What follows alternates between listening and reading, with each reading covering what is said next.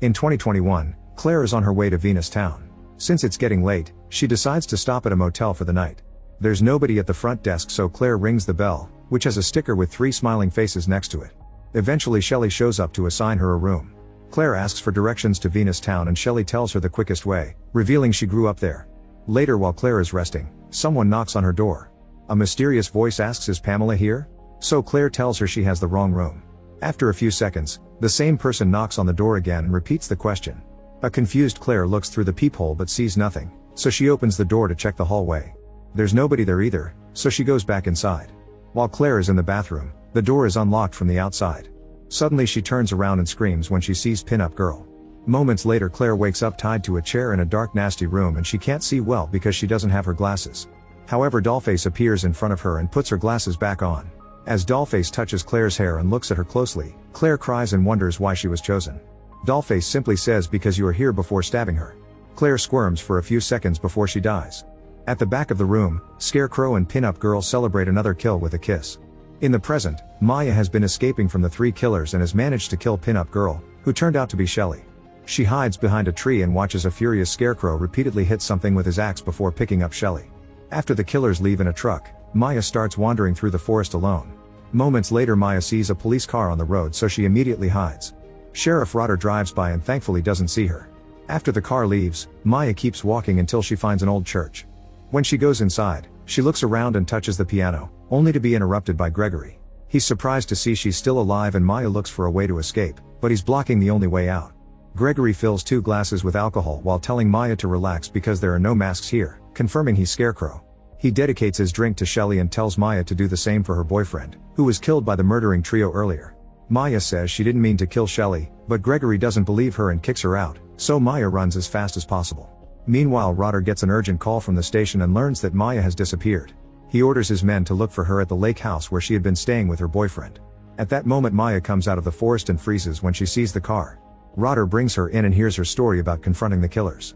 She explains she knows where they're hiding, but she'll only tell him if he takes her to her sister. When Maya asks for a phone, Rotter pretends he has no signal here. Then she asks for a first aid kit, so Rotter leaves the car to get it from the trunk. Maya takes the chance to take over the wheel and escapes. As she drives down the road, Maya hears on the police radio that the cops have found more bodies. She also learns that they're looking for her, so she realizes that Rotter helps the killers cover their crimes. Maya looks around the car for anything useful, so she doesn't see the incoming truck until it's too late. She manages to dodge it but ends up crashing into a tree instead. At that moment, Scarecrow shows up and drags Maya out of the car. She tries to fight back but she isn't strong enough. Scarecrow throws her on the back of the truck and ties her up before the vehicle takes off. When Maya looks around, she finds Shelley's body next to her. On her wrist, there's a smiley face tattoo. A flashback then reveals that Gregory is Rotter's son. After Gregory murders a classmate named Tamara, the judge wants to send him to jail. However, the law says that young people should go to rehabilitation and the sheriff has an impeccable record, so the judge announces that Rotter will retain custody of his son. If Gregory commits one more crime, the judge will send him to jail until he turns 18. A few weeks later, Gregory kills a man with an axe in the forest while Shelley watches from behind a tree. Then she helps him cover the body with leaves. In the evening, Rotter finds the body and realizes that his son truly has a problem, but he doesn't want to lose him. Instead, he offers him a deal. Rotter will cover up all his murders, but Gregory mustn't kill anyone from their town, only tourists. In the present, Scarecrow and Dollface take Maya and Shelley to their hideout. Scarecrow says his final goodbye to Shelley before turning on the wood chipper, which grinds the body. Maya is disgusted by the sight of blood coming out of the machine and ends up crying. Then Scarecrow hits Maya with the handle of his axe to knock her out. In the morning, Rotter is having breakfast at the local diner when suddenly Maya's sister Debbie arrives with her husband Howard and their bodyguard Marcus. Howard shows everyone a picture of Maya and tells them that her boyfriend was murdered in this town a few days ago, so the family wants to find her before the same happens to her. Everyone stays silent, so Debbie has to beg for any kind of information. A waitress tells her she met Maya when she ate there a few days ago, but everyone judges her for getting involved, so she doesn't say anything else.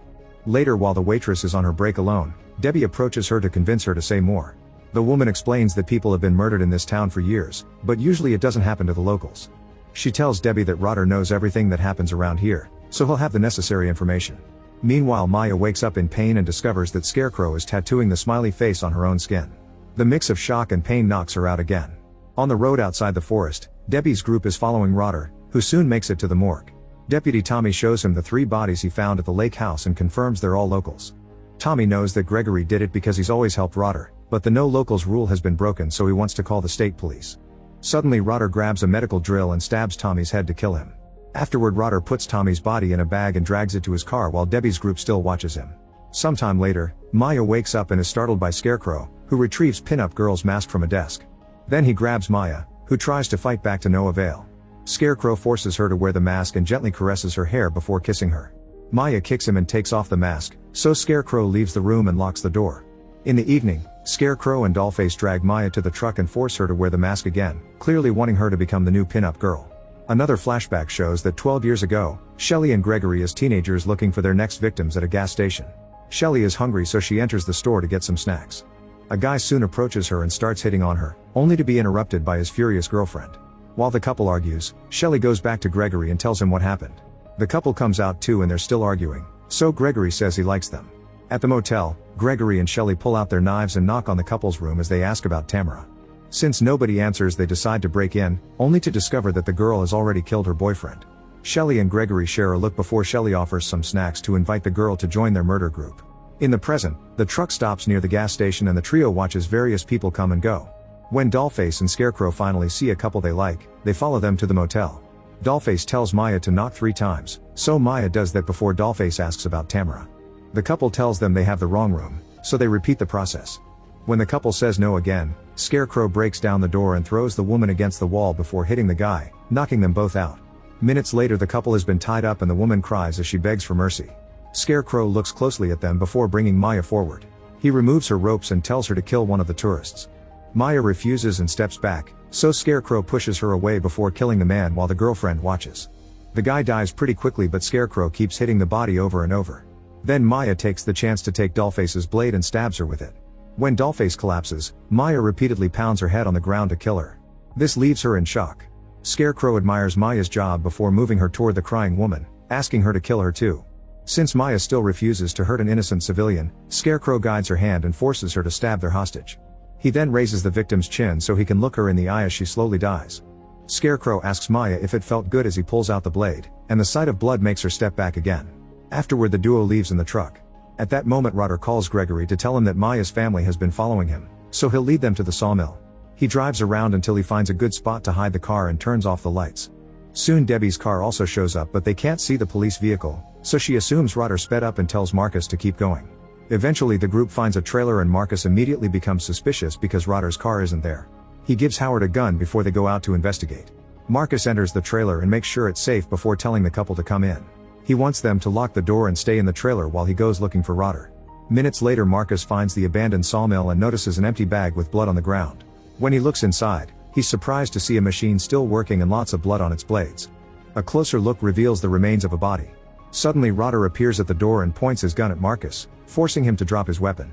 Once Marcus is unarmed, Rotter kills him with 2 shots and closes the sawmill.